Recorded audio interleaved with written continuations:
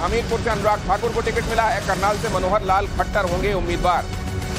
भिवानी महेंद्रगढ़ से धर्मवीर सिंह उम्मीदवार होंगे। गुड़गांव से राव इंद्रजीत सिंह उम्मीदवार हैं और फरीदाबाद से कृष्णपाल गुर्जर को टिकट दिया गया है। वडोदरा से रंजन बेन धनंजय भट्ट को टिकट मिला है। वलसाड़ से धवल पटेल भारतीय जनता पार्टी के उम्मीदवार होंगे। मुंबई नॉर्थ से पीयूष गोयल को टिकट मिला है और पूर्वी दिल्ली से हर्ष मल्होत्रा को टिकट दिया गया है। इस बार जो लिस्ट जारी की गई है उसमें क्या कॉम्बिनेशन दिखाई दे रहा है, किन बातों का ख्याल रखा गया है, हमारे साथ जुड़ रहे हैं अमित कुमार और वो इस बारे में आपको ज्यादा जानकारी देंगे। अमित, तो इस बार जब आप लिस्ट स्टडी करते हैं, क्या वो बातें हैं जो आपको दिखाई देती हैं लिस्ट बनाते समय, किन बातों का ख्याल रखा गया है?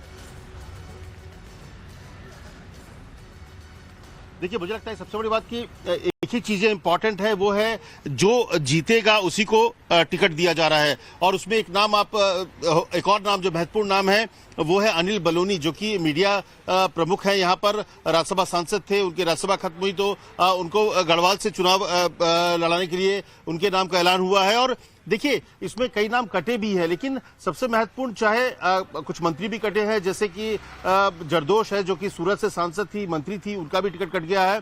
इस तरह से कई ऐसे लोग भी हैं, लेकिन वेरिएबिलिटी जो है वो सबसे महत्वपूर्ण है। और लेकिन बिहार, जैसे कि बिहार में भी चर्चा तो पूरी हुई थी, लेकिन समझौता क्योंकि नीतीश कुमार के साथ आखिरी दौर की बातचीत बची हुई है और कहा जा रहा है कल या परसों तक में ऐलान हो जाएगा। 17 की 17 सीटों पर बीजेपी ने उम्मीदवार तय कर लिए है, लेकिन उनका ऐलान नहीं किया है। तो ये जो सीटें हैं, जो 72, पहली लिस्ट जो थी 195 की थी, दूसरी लिस्ट 72 की है और इसमें कर्नाटक है, उत्तराखंड है, त्रिपुरा है, तेलंगाना है। और वो सीटें हैं जो कि आप देखिए, जैसे कर्नाटक में कई उम्मीदवार बदले गए हैं, लेकिन जेडीएस के साथ समझौता भी किया गया। उस हिसाब से जो इम्पोर्टेंट लोग थे, आप देखिए तेजस्वी सूर्या को टिकट मिला है।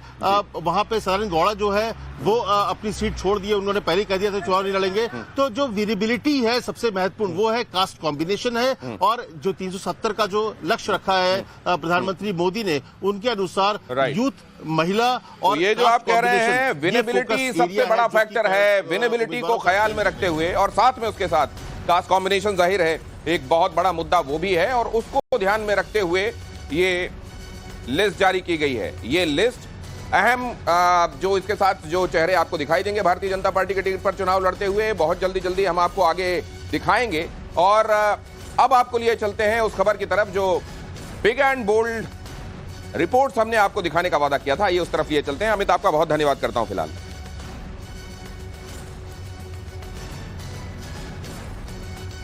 लेकिन एक जो इससे जुड़ा हुआ महत्वपूर्ण पहलू है वो भी मैं आपको बता दूं।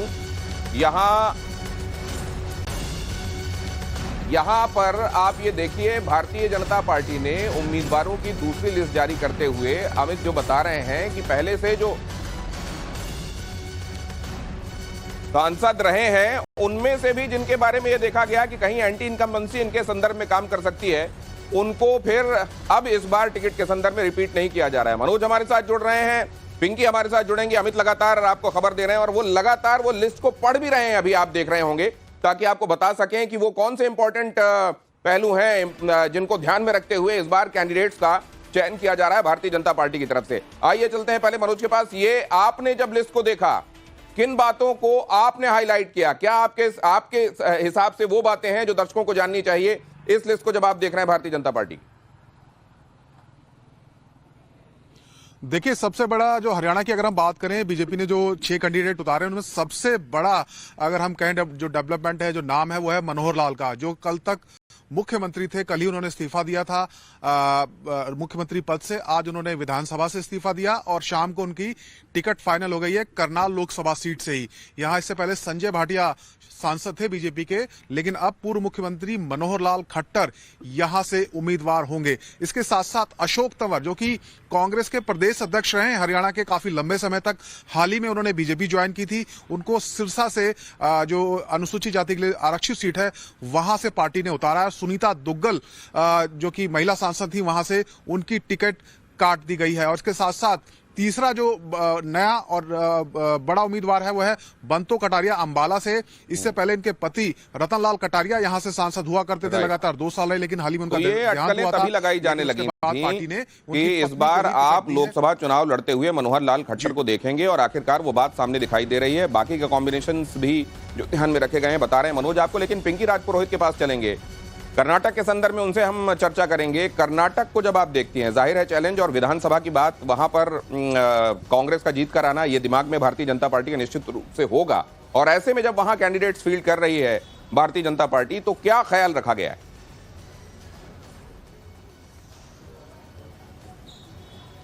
देखिए, अगर कर्नाटका की लिस्ट की बात करें तो जहां पर बीजेपी को लगता था कि शायद खतरा हो सकता है, वहां पर उन कैंडिडेट्स को जो है कहीं और से मौका दिया गया। जैसे कि हम बात करें शोभा करंदलाजे की, तो अब उन्हें जो है बेंगलुरु नॉर्थ से मौका दिया गया है। और साथ ही बसवराज मुंबई जो पूर्व मुख्यमंत्री है उन्हें भी जो है हावेरी से मौका दिया गया है। इस पूरी लिस्ट पर अगर नजर डालें तो प्रताप सिम्हा और साथ ही अनंत कुमार हेगड़े को जो है मौका नहीं दिया गया है।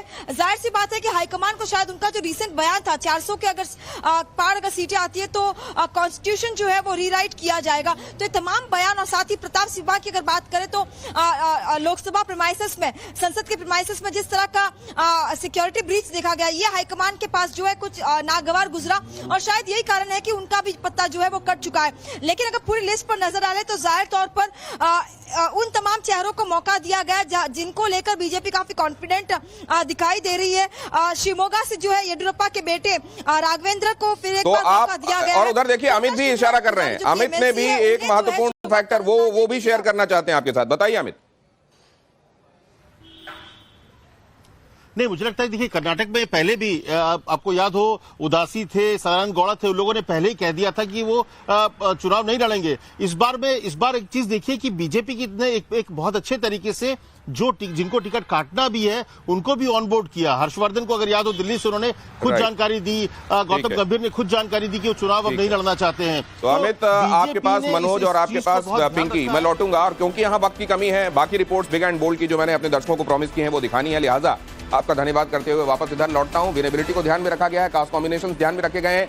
कई जिनको लिए वहां स्थानीय तौर पर एंटी इनकम्बेंसी लग रही थी लेकिन उनको चुनाव लड़ाना था, उनके लिए जगह बदली गई है।